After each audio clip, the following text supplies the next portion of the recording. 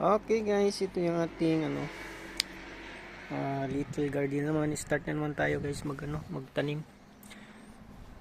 Ano pa lang to, umpisa. Meron tayo dito pampalaya, pipino at saka melon yan.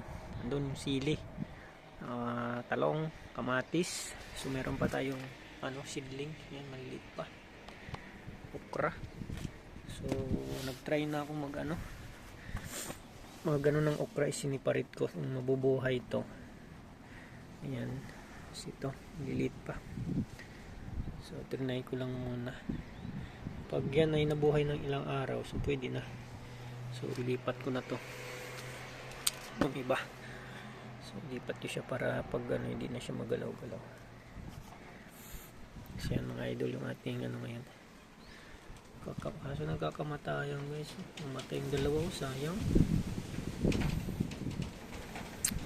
Masupay. Mahangin pa. Agoy.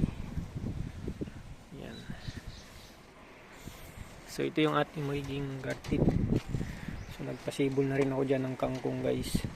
Ito yung ating magiging mini garden ulit. So alam nyo naman guys, diba yung mga nakarangkong video.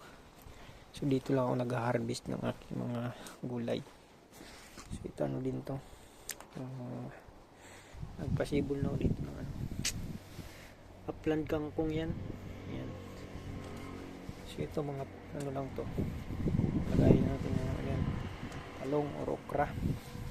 So dito meron tayong beans na rin guys. Yan, beans ito na tinanim ko. Parang bagyo beans. Yan, tumubo na rin. So ito lang yung ating remedios dahil wala tayong pagtaniman na lupa. So ito lang ginawa ko, DIY na mga lata, mga pwede paglagyan na basta mo pag imba ka ng buhangin guys. So yan, marami-rami rin to pagkatamnan. So, makasurvive na rin guys ang araw-araw na pang gulay-gulay pag namunga. Ayan guys, hanggang dyan lang muna. See you next. Pag nalagyan na natin to ng mga tanim dito, lahat na maganda na tingnan. Saka tumutubo na sila. Ayan mga idol.